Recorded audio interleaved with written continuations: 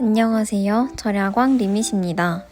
저희는 절약하는 20대 신혼부부이고 1년에 8천만 원을 저축하고 있어요. 많은 분들께서 저희 영상을 보시고 절약저축 응원합니다.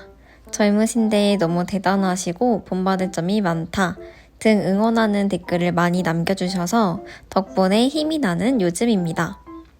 이런 댓글을 읽으면 너무 감사한 마음이 들기도 하고 또 한편으로는 우리가 조금만 더 빨리 절약을 시작했으면 어땠을까 라는 생각이 들면서 아쉬움도 남기도 하는 것 같아요. 종종 친구들을 만나서 요즘 어떻게 지내는지, 무엇을 하는지 등을 이야기할 때가 있는데요. 이야기를 하다 보니 저희가 소비에 대한 관점이 친구들과는 조금 다르다는 걸 느낀 적이 있어요. 그래서 이번 영상에서는 절약하는 신혼부부인 저희가 가지고 있는 사소한 다름에 대해 이야기를 해볼까 합니다. 사실 저희가 다른 사람들에 비해서 엄청 특별한 것은 없지만 이건 좀 남들과 다를 수도 있겠다 라고 생각했던 것들을 공유해 보려고 합니다.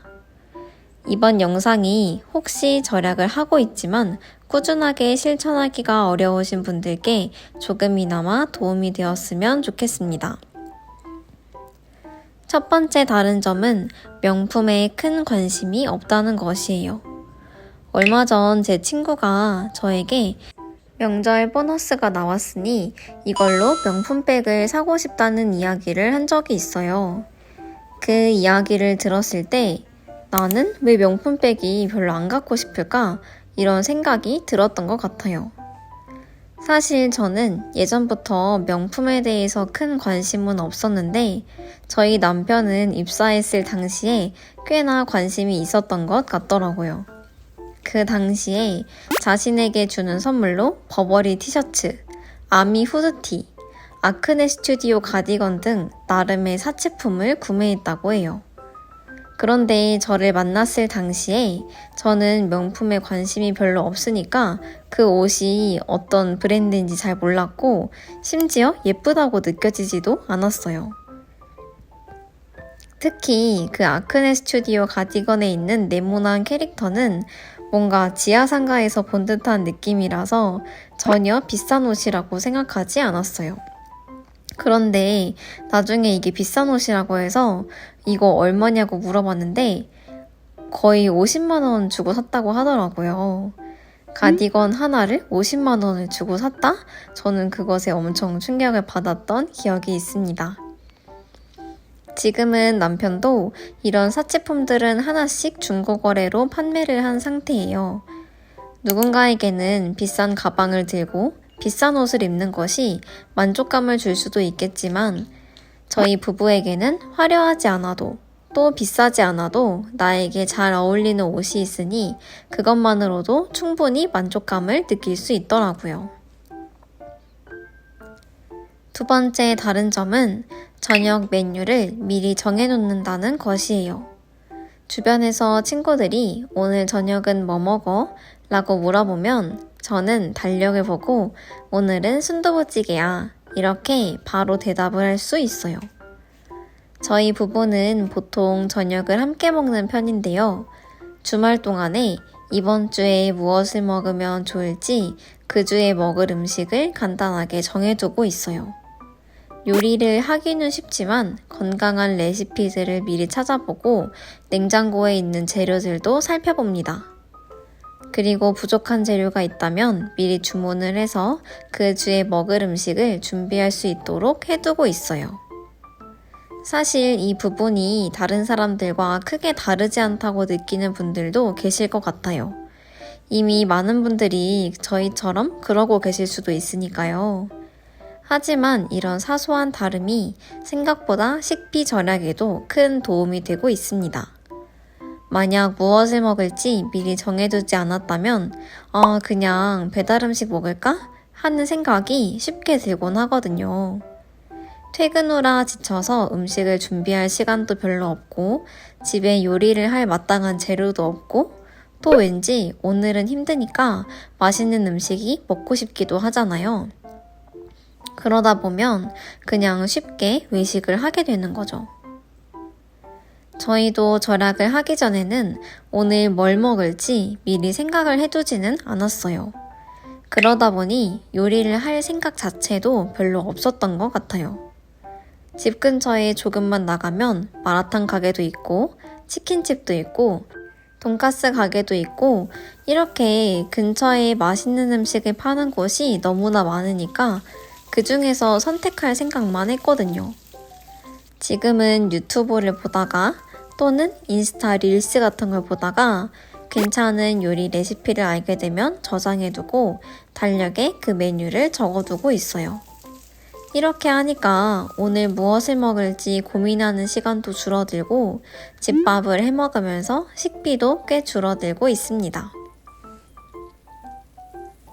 세 번째 다른 점은 중고장터를 적극적으로 활용한다는 것이에요. 이건 저희 남편의 전문 분야인데요. 거래를 많이 했기 때문에 온도가 진짜 높아요. 물건도 좋은 물건을 잘 찾고 무엇보다 저렴하게 잘 사는 편입니다. 저희는 혼수를 준비할 때에도 새 물건을 사기보다는 당근에서 괜찮은 물건들을 찾아서 저렴하게 혼수를 마련했어요. 저희 집에 친구들이 놀러 왔을 때 친구들이 집을 보고 너무 예쁘다면서 칭찬을 많이 해줬거든요. 혼수 다 준비하는 데에 얼마가 들었냐고 물어봐서 저희는 100만 원대로 준비했다고 이야기했습니다.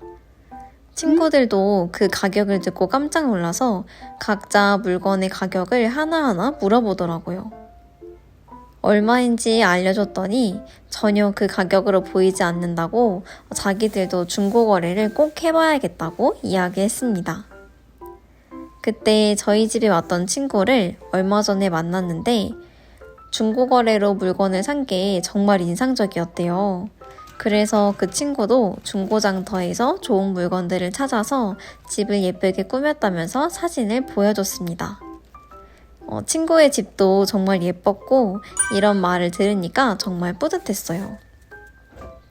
그리고 또 다른 친구는 제 옷을 보고 어디에서 샀냐고 물어본 적이 있었어요. 사실 그 옷이 중고장터에서 새 상품을 거의 3분의 1 가격으로 구매했던 옷이었거든요.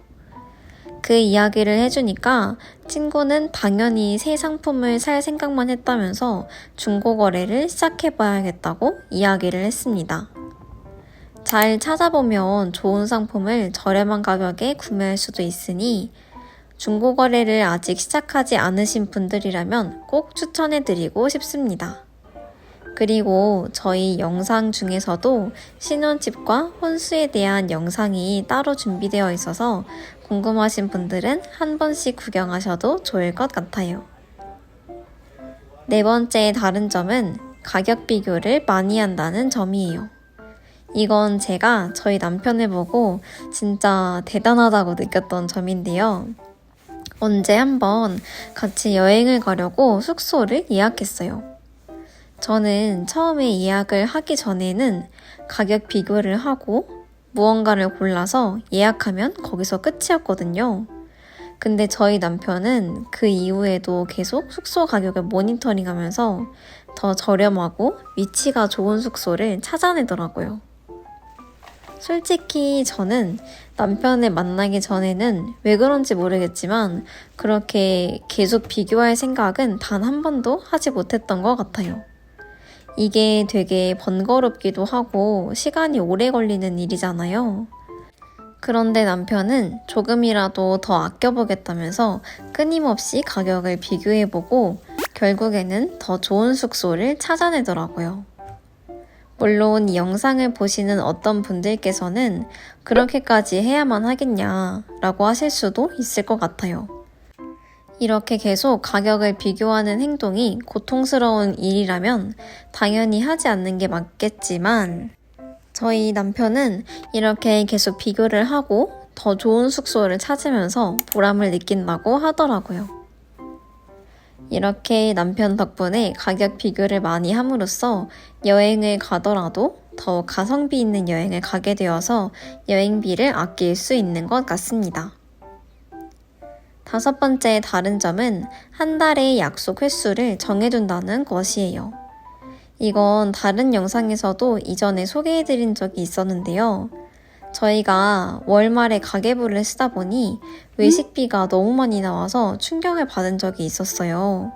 도대체 어디에서 지출이 이렇게 컸을까 하고 찾아보니 외식비의 대부분이 친구와의 만남에서 생긴 것이더라고요. 저희 친구들은 저희가 절약하는 거 모르고 있기 때문에 저희도 친구들을 만나면 다른 사람들과 다름없이 맛있는 것도 먹고 카페도 가고 있어요. 그런데 요즘에는 물가가 너무 많이 올랐기 때문에 밖에서 식사를 한 번만 해도 카페까지 가면 한 사람당 2, 3만 원 정도는 쉽게 쓰게 되는 것 같아요.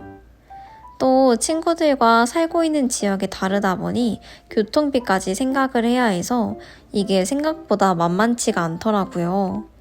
이대로 계속 가다가는 안 되겠다는 생각이 들어서 저희는 한 달에 최대 2회로 약속을 제한하고 있어요. 물론 저희도 친구들 만나는 거 진짜 좋아하고 친구들을 정말 아끼는 마음은 다른 사람들 못지 않습니다. 그래도 한 달에 2번 이상 약속이 생긴 경우에는 또 만나자는 제안이 들어와도 이번 달은 약속이 너무 많아서 어려울 것 같다. 다음 달에 만나면 어때? 이런 식으로 최대한 제안했던 걸 지킬 수 있도록 이야기하고 있습니다.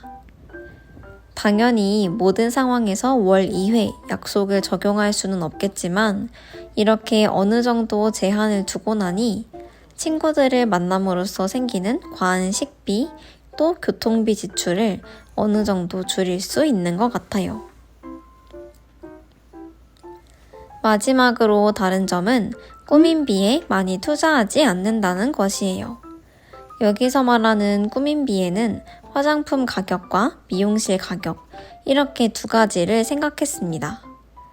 우선 저의 경우 화장을 잘 못하는 똥손이기도 해서 쿠션처럼 뭔가 어려운 화장품은 사용하지 않고 있어요.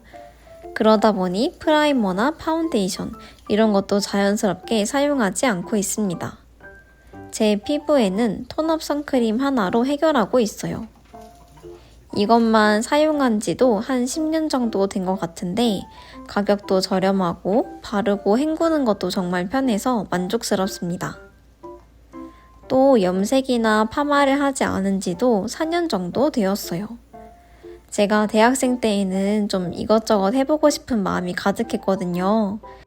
그래서 처음으로 히피펌도 해보고 셀프 염색도 많이 했어서 머릿결이 완전 개털이 된 적이 있어요. 그 이후에는 파마나 염색을 하지 않고 오롯이 제 머리로 살아가고 있습니다. 외출하기 전에는 집에서 고데기로 조금만 만져주면 전혀 티가 나지 않더라고요. 미용실 한 번 가면 생각보다 가격이 꽤 나가는데 이렇게 집에서 관리하면 머릿결도 지킬 수 있고 꾸민비를 아낄 수 있습니다. 그런데 여자 머리는 길어도 별로 상관이 없지만 남자 머리는 조금만 자라도 지저분하게 느껴져서 미용실도 자주 가야 하잖아요. 저희 남편은 예전에는 미용실에서 꼬박꼬박 커트도 하고 다운펌도 했었어요. 그런데 어느 순간부터는 다운펌 약을 사서 집에서 해보기도 하고 이제 2번 중에 1번은 집에서 셀프 이발을 하고 있습니다. 솔직히 처음에는 약간 서투르기도 했는데 시간이 지나고 보니까 점점 실력이 늘더라고요. 요즘에는 제가 미용 자격증을 따서 남편 머리도 내가 잘라주면 어떨까 이런 생각이 들기도 합니다. 지금까지 절약하는 20대 신혼부부가 가진 사소한 다름에 대해서 이야기해보았습니다. 처음에도 말씀드렸던 것처럼 위에서 말씀드린 6가지 다른 점이 막 엄청난 내용들은 아니었어요. 하지만 아시다시피 절약이라고 하는 것이 아주 사소한 것에서부터 시작하는 것이잖아요. 또 정말 사소한 다른 점들이었기 때문에 절약을 시작하시려고 하는 다른 분들도 너무 어렵지 않게 그리고 쉽게 따라하실 수 있을 것 같아요. 저희가 느낀 6가지 다름에 대한 이야기를 듣고 구독자님들께서도 생각이 나는 것이 있다면 댓글로 공유해 주시면 좋을 것 같아요. 이번 영상은 여기까지이고 절약하는 저희 부부의 생각에 공감이 되셨다면 구독과 좋아요도 부탁드릴게요. 이번 영상도 끝까지 시청해 주셔서 정말 감사합니다. 그럼 다음 주에 또 만나요. 안녕.